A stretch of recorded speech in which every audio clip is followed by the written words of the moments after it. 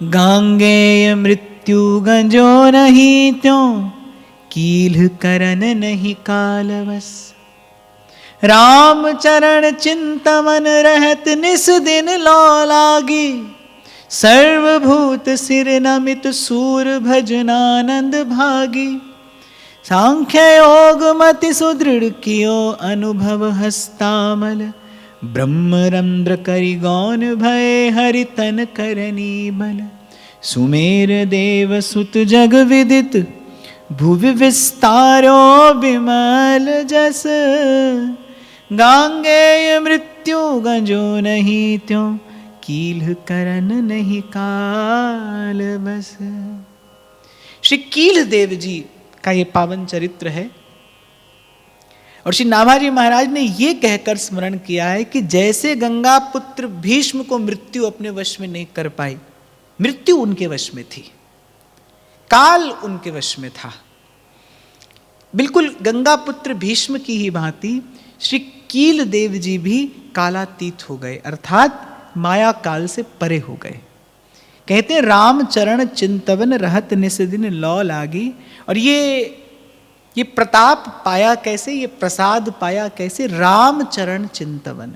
इसी विषय पर आप और मैं अभी चर्चा कर रहे हैं कि एक ही विधि है भाई इस माया से मुक्त होने की, इसकी त्रास से मुक्त होने की, बस एक ही विधि है, श्री कृष्ण के चरण, श्री हरि के चरण। मीरा जी कह रही है मन रे भज मन चरण कवल अविनाशी। संत कहते मन रे परस हरि के चरण, अरे इन चरणों का स्पर्श कर, मन रे परस हरि के चरण। तो बस प्रभु के चरणों का सतत ध्यान चिंतन भजन श्री कीलदेव जी करते रहते थे। और प्रभु के चरण कमल हृदय में प्रतिष्ठित होते ही जैसे कालिया, अब वो छिपा तो था हृदय में गरुड़ जी के भय से, कि एक ऐसा स्थान था जहां पर गरुड़ जी नहीं आ सकते थे। वो इसके अतिरिक्त कहीं भी जाता तो गरुड़ जी उस पर झपटते थे, तो वो बेचारा मृत्यु के भय से वहां हृदय में आकर छिपा, जिसका नाम कालिया हृदय पड़ा।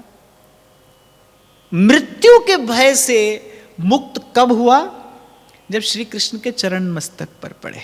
जब चरण मस्तक पर पड़े तो श्री ठाकुर जी ने कहा कि अब तुम जाओ, अब तुम्हें गरुड़ का भय नहीं है, अर्थात अब तुम्हें मृत्यु का भय नहीं है, अब तुम्हें काल का भय नहीं है, तुम अब मृत्यु के भय से मुक्त हो गए हो।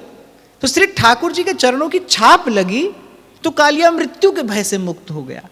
ऐसे ही आपके और मेरे मन को भी इसी मृत्यु का ही भय है। मन को मृत्यु का भय है, मर जाने का, मिट जाने का भय। आत्मा तो निर्भय है, ईश्वर अंश जीव अविनाशी। भय किसे है? तन को भय नहीं है, मन को भय है। तो और मन क्या है? मन बिल्कुल कालिया जैसा ही है। 1000 फण हैं कालिया के, और प्रत्येक फण से वो विष उगलता है। ऐसे मन में भी एक साथ हजारों संसार की वासनाएं उठती हैं और एक एक वासना विष उगलती है। और उसने किया क्या है? उसने जमुना जी की धारा को ही अपावन कर दिया है, विषैला कर दिया है। और बस मन की वासनाओं ने जीवन को विषैला कर दिया है। आपके मेरे जीवन में विष क्या है? संसार की वासना का ही तो विष है। इसने भीतर बाहर से जीवन को विषैला कर दिया है। और ये इस सब से मुक्ति कैसे मिली कालिया को? श्री हरि के चरणों का स्पर्श प्राप्त। तो भगवान ने छाप दे दी अपने चरणों की कि जा, अब तुझे मृत्यु से भय नहीं है, अब तुझे काल का भय नहीं है। तो ये जो चरण कमल है ना प्रभु के, मैंने आपसे निवेदन किया था, ये जीव का परम विश्राम भी है। और यही वो छत्र है जिनकी छाया में जाकर जीव सदा सदा के लिए निर्भय हो सकता है। सूरदास जी कहते हैं, जहां को हरि अंगीकार करो कोटि विघन हर लिए चुपल में। जहां को मनमोहन अंग करे, ता को केस खसे नहीं सिर ते, जो जग बैर परे। श्री राम के चरणों का बल लेकर ही तो पवन पुत्र ऐसे ऐसे कार्य करके आते हैं जो देवताओं के लिए असंभव है। प्रभु के चरणों का बल लेकर भक्त के पास क्या है? श्री राम के चरणों का बल है। जब अंगद जी ने रावण की सभा में अपना पांव रखा, और छोटी बात नहीं बोली अंगद जी ने रावण से, बहुत बड़े व्यक्ति से बहुत बड़ी बात बोल दी। बैठा कौन है? दशानन। और दशानन का बल क्या है कि इच्छा हुई तो कैलाशपति समेत कैलाश पर्वत उठा लिया। ऐसा दशानन जिस सभा में बैठा है, और आप विचारिए अंगद क्या कहते हैं। अंगद कहते हैं सकहीं जो सठ को मम पद टारी, गाली देकर बोलते हैं हनुमान रावण की सभा में, बोले तुम में से कोई सठ अगर आकर मेरा पांव हिला दे, सकहीं जो सठ को मम पद टारी, फिरई राम सीता मैं हारी। अब कोई पूछे कि कह रहे हैं कि राम वहीं से लौट जाएंगे और मैं हार कर चला जाऊंगा। अब जब वापस गए तो हनुमान जी ने कहा ऐसी बात बोली आपने, फिरई राम सीता मैं हारी। आप जानते नहीं उस सभा में दशानन बैठा था, यदि वो आपका पग हिला देता तो अंगद जी ने कहा कि बाली के पुत्र ने पांव नहीं रखा था। रावण की सभा में पांव रखने वाला बाली का पुत्र नहीं था, श्री राम का दूत था, जिसके हृदय में श्री राम के चरण कमल अविचल रूप से विराजमान हैं। तीनों लोगों में किसी की सामर्थ्य नहीं है जो प्रभु के दूत का संकल्प टार दे। मेरे हृदय में श्री राम के चरण कमल हैं, श्री राम के चरण कमलों का बल लेकर मैंने अपना पग रावण की सभा में रखा। कोई नहीं है त्रिलोकी में जो मुझे मेरे संकल्प से, उस पवित्र संकल्प से विचलित कर पाता। तो ये महिमा किसकी है? तो प्रभु के चरण कमल की भावना की ये महिमा है। और मैं कहता हूं भक्ति प्राप्त करनी हो तो भी प्रभु के चरण कमल हैं, शक्ति प्राप्त करनी हो तो भी प्रभु के चरण कमल हैं। श्रीमद् भागवत कहती है अकामः सर्व कामो वा मोक्ष काम उदारधि तीव्रेण भक्ति योगेन यजेत पुरुषम परम। मैं तो कहता हूं संसार की भी इच्छा हो तो प्रभु के चरण न छोड़िए, उन्हीं को पकड़िए। जीव का जन्म जन्मांतर का दुख दूर करने में एक प्रभु के चरण कमल समर्थ हैं। मन रे परस हरि के चरण, बार बार कहिए मन से, मन रे परस हरि के चरण। वृंदावन के रसिकों ने यही कहा है, मेरे राधा वल्लभ लाल मन रखियो अपने चरणन में।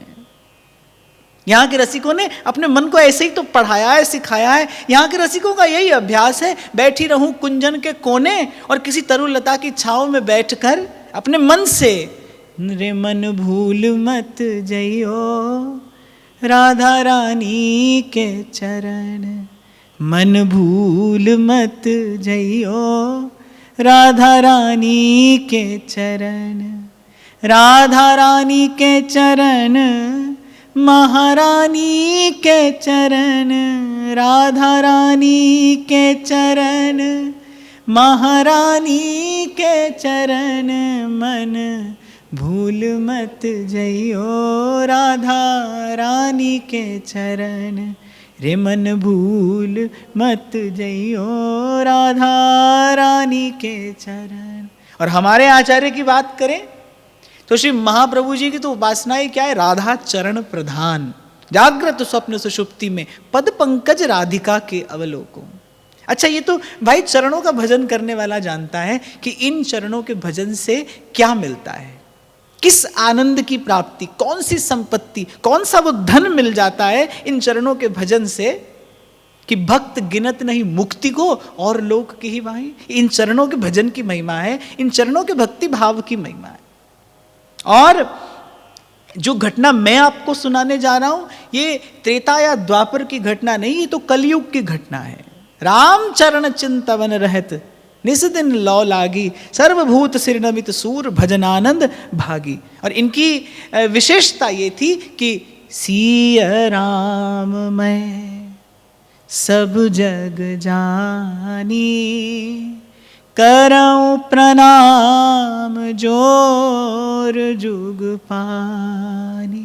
प्राणी मात्र में एक सा भाव रखते हुए तुलसी ममता राम सो समता सब संसार, ममता राम सो समता सब संसार। प्राणी भाव में समभाव रखते हुए, प्राणी भाव में सद्भाव रखते हुए अपने हृदय की तंत्री के एक एक तार से बस गाते हैं प्रभु के श्री चरणों की महिमा।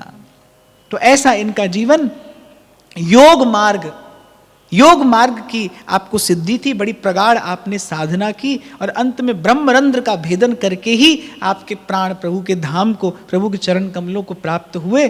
कुछ एक इनके जीवन की बड़ी विशेष घटनाएं हैं जिनका श्री नाभाजी महाराज ने संकेत किया, श्री प्रियादास जी ने उनका विस्तार से वर्णन किया है। एक बार मथुरा में ये श्री राजा मानसिंह के निकट बैठे थे, तो इन्होंने देखा कि आकाश से भगवत पार्षद इनके पिता को भगवत धाम लेकर जा रहे हैं।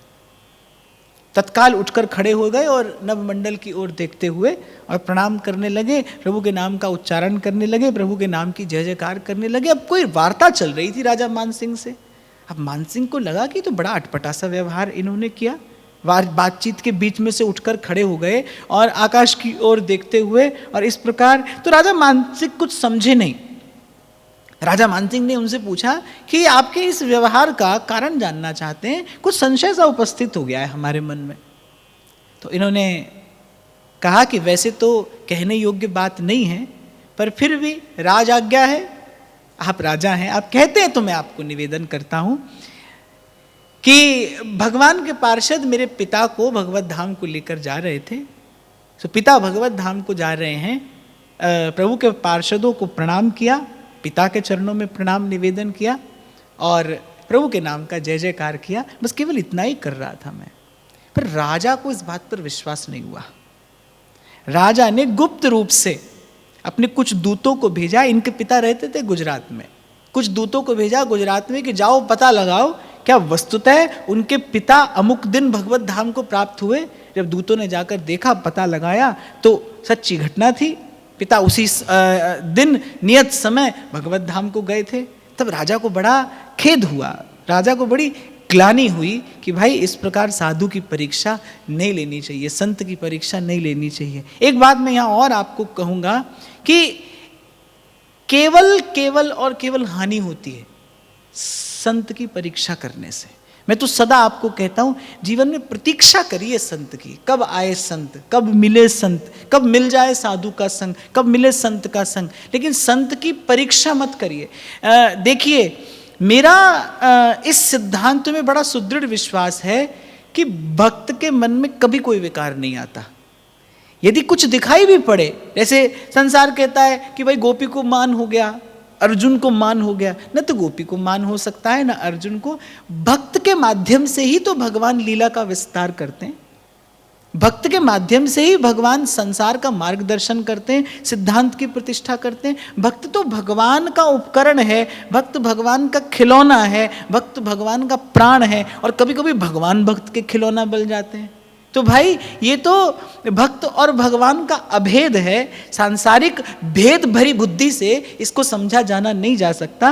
पर संतों के चरित्र इसी बात का संकेत करते हैं कि कभी भी संत की परीक्षा मत करिए, कभी भी मत करिए, आपकी केवल हानि होगी। राजा के मन में बड़ा भारी खेद हुआ, बड़ा भारी खेद राजा के मन में हुआ कि संत की परीक्षा नहीं लेनी चाहिए थी।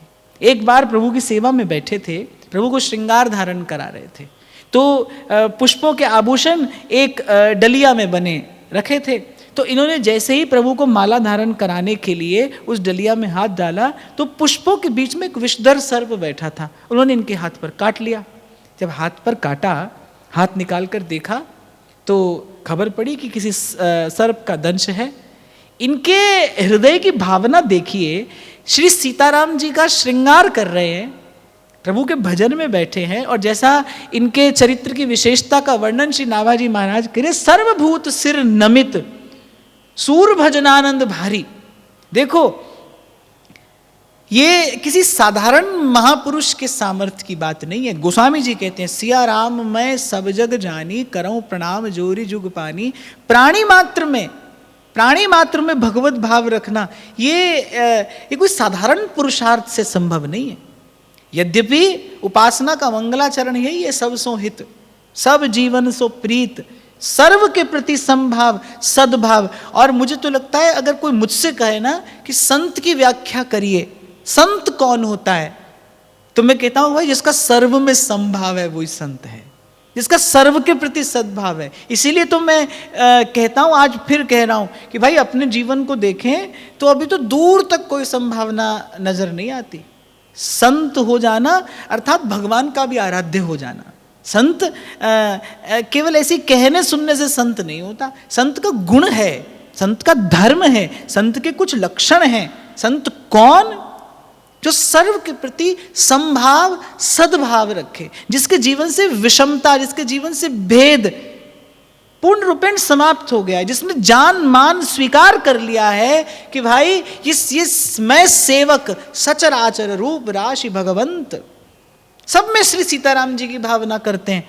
अब जब सब में सीताराम जी की भावना करते हैं तो भाई ये सर्प उनके अतिरिक्त और कौन हो सकता है?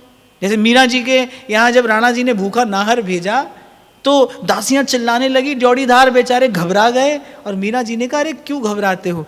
मीरा की कुटिया पे गिरधर के अतिरिक्त कोई नहीं आता, कोई नहीं आ सकता, कोई नहीं है। नृसिंह भगवान पधारे हैं, मुझे आशीर्वाद देने आए हैं, मुझे सेवा का सुख प्रदान करने के लिए आए हैं। ये क्या ये भक्त की भावना है? इसीलिए मैंने कहा शक्ति भी और भक्ति भी ये प्रभु के चरण कमलों का भजन करने से प्राप्त होती है। तो सर्प ने काटा। अब इनके मन में विचार आया कि भाई हम भजन में बैठे हैं, हम अपने प्रभु के निकट बैठे हैं, हमारे पास प्रभु के अतिरिक्त और कौन आ सकता है? तो अच्छा, आज प्रभु ही विषधर सर्प का रूप लेकर आए हैं, अतिथि होकर आए हैं। एक बार काटा, पता नहीं संतोष हुआ होगा कि नहीं होगा, अपना हाथ पुनः सर्प के आगे कर दिया। 2 बार काटा, तीसरी बार हाथ आगे किया, तीसरी बार सर्प ने काटा और ये अविचल भाव से, ये निश्चल भाव से सीताराम जय श्री सीताराम का उच्चारण करते हुए, अपने प्रभु की रूप माधुरी का ध्यान करते हुए उस सर्प रूप अतिथि और अतिथि स्वरूप भगवान की सेवा करते रहे। अच्छा, इसी विषय पर आप और मैं बहुत दिनों से चर्चा कर रहे हैं कि भाई ये संसार क्या है, आपकी दृष्टि क्या है? बस उसी का नाम संसार है। कैसी आपकी दृष्टि है? एक को सालीग्राम की बटिया पत्थर मालूम पड़ती है और एक उसमें श्रीमन नारायण का दर्शन करके कृतकृत्य हो जाता है, कृतार्थ हो जाता है, उसका जल पान करके वो भव से पार हो जाता है। अपनी दृष्टि तो है, ये अपनी अपनी दृष्टि है। विषधर सर्प 3 बार अपना हाथ उसके सन्मुख कर दिया, वो अपने स्वभाववश काटता रहा और ये अतिथि स्वरूप भगवान जानकर अपने प्रभु के रूप माधुरी का दर्शन करके उनकी सेवा करते रहे। खैर, कहा करे रस खान को कोई दुष्ट लबार, पत राखन वालो आप हो जब माखन चाखन हार। ऐसी ऐसी घटनाओं से प्रभु भक्त का यश ही प्रतिष्ठित करते हैं संसार में। वो सर्प जो था मौन होकर उस टोकरी से, उस डलिया से निकलकर चला गया।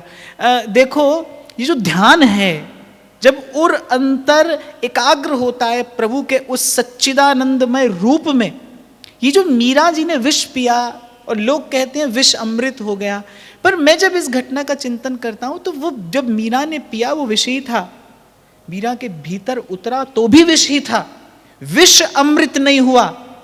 पर मीरा की भक्ति का अमृतत्व ऐसा था कि निस्तेज कर दिया उसने उस विष के, उस विष के प्रभाव को निस्तेज कर दिया मीरा की भक्ति के अमृत ने। विष अमृत नहीं हुआ, मीरा के हृदय में जो अमृत था उस अमृत में जाकर वो विष भूल गया अपना स्वभाव, उस समाप्त हो गया उसका प्रभाव। जैसे गंदा नाला गंगा जी की धारा में आकर मिल जाए, मिलने से एक क्षण पहले ही वो गंदा नाला है भाई, मिल जाने के बाद तो गंगा की धारा है।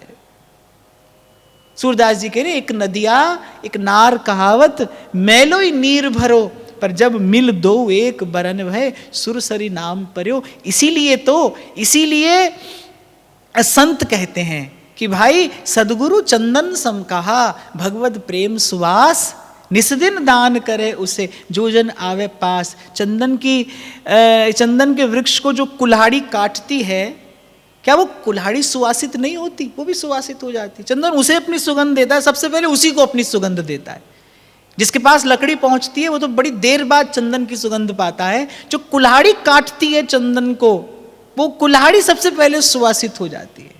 इसीलिए कल मैंने आपको निवेदन किया था, भाई साधु ते होए न कारज हानि, साधु से कभी हानि नहीं होगी। आपको लगे ना कि लाभ नहीं हुआ, कोई बात नहीं, पर हानि नहीं होगी। आपको लगे कि हमारा तो कोई मंगल नहीं हुआ, पर आपका अमंगल नहीं होगा। और मुझे लगता है यह भी बहुत बड़ा मंगल है कि अमंगल ना हो। मुझसे एक बार किसी ने पूछा, बोली आप घंटों बोलते हैं, होता क्या है इससे? कोई प्रभाव तो देखने में नहीं आता। बाहर देखिए समाज में क्या हो रहा है, कैसा हो रहा है। तो मैंने कहा भाई कुछ बहुत सुंदर हो जाए हम इसके लिए नहीं करते, हम तो केवल इसलिए करते हैं कि जितने देर कथा सत्संग में बैठते हैं कम से कम उतनी देर के लिए कुछ अनुचित नहीं होता। उचित क्या होता है इसकी मुझे कोई खबर नहीं है, कोई अनुभव नहीं है। कम से कम उतनी देर के लिए हम अनुचित से बच जाते हैं, कम से कम उतनी देर के लिए अमंगल से बच जाते हैं, उतनी देर के लिए अनर्थ से बच जाते हैं। तो आपको लगे ना कि कोई मंगल नहीं हुआ हमारा, तो कोई लाभ नहीं हुआ, तो कोई हानि भी नहीं है। और मैं तो कहता हूं कि भाई बुद्धिमानी से विचारो तो कोई हानि ना हो ये भी बहुत बड़ा लाभ है। जीवन में कोई हानि ना हो ये भी बहुत बड़ा लाभ है।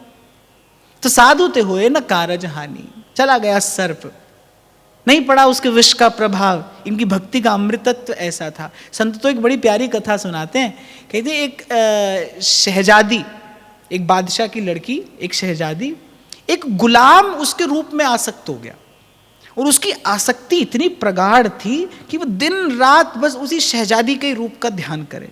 बादशाह को पता चला, उसने कहा कि भाई इसको मृत्युदंड दे दिया जाए। 100 बार उसे एक विषैले सर्प से डसवाया गया, कुछ नहीं बिगड़ा उसका।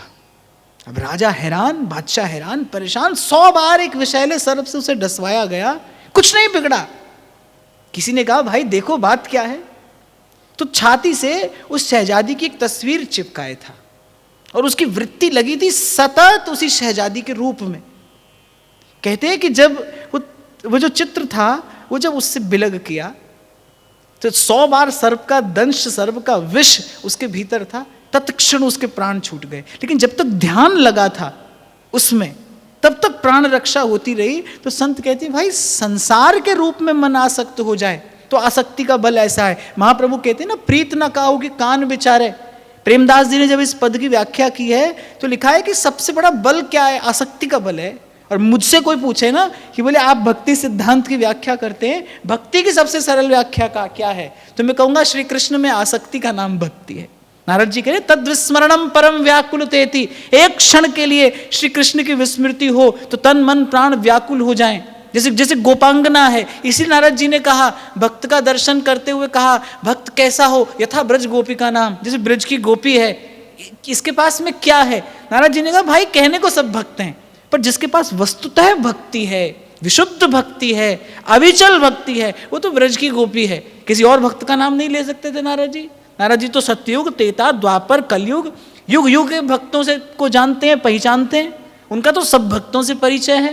पर नारद जी कह यथा व्रज गोपिका नाम, क्यों? क्योंकि इसकी श्री कृष्ण में आसक्ति है, आसक्त हो गया गोपी का चित्त श्री कृष्ण में। अरे मुझे लगता है ये मन का बहुत बड़ा गुण है, ये आसक्त होना जानता है, तभी संसार में आसक्त होता आया है, जन्म जन्म से लगता आया है संसार में। संसार पर विमोहित होकर, आकर्षित होकर ही तो मन संसार में अटकता है, फंसता है। तो आसक्त होना तो मन को आता है। जब श्री राम और दशानन का युद्ध हो रहा था तो प्रभु बार बार दशानन का शीश काटते थे, उसका शिरोच्छेदन करते थे, फिर पुनः शीश आता था।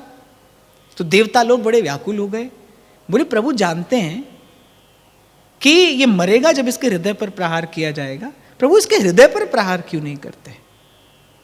तो ब्रह्मा जी ने बताया कि रावण सतत श्री जानकी जी का ध्यान करता है, बोले इसके हृदय में जगदम्बा है, जगदम्बा के हृदय में श्री रघुवीर विराजते हैं, श्री रघुवीर के रोम रोम में अनंत कोटि ब्रह्मांड हैं। यदि प्रभु ने सीधे इसके हृदय पर प्रहार किया, यदि प्रभु ने सीधे इसके हृदय पर प्रहार किया तो रावण पर नहीं होगा, उसका प्रभाव कहीं और जाकर होगा। जैसे लखनलाल जी ने कहा, जब हनुमान जी ने पूछा आपको वीर घातनी लगी, आपको पीड़ा हुई होगी, बोले पीड़ा तो हुई पर मुझे नहीं, श्री रघुनाथ जी को हुई, क्योंकि मेरे रोम रोम में श्री रघुनाथ जी के अतिरिक्त कोई दूसरा है ही नहीं। इतना प्रगाढ़ चिंतन था रावण का, ऐसा ऐसा अद्भुत ध्यान था रावण का, सतत लगा है श्री जानकी जी में चित्त उसका।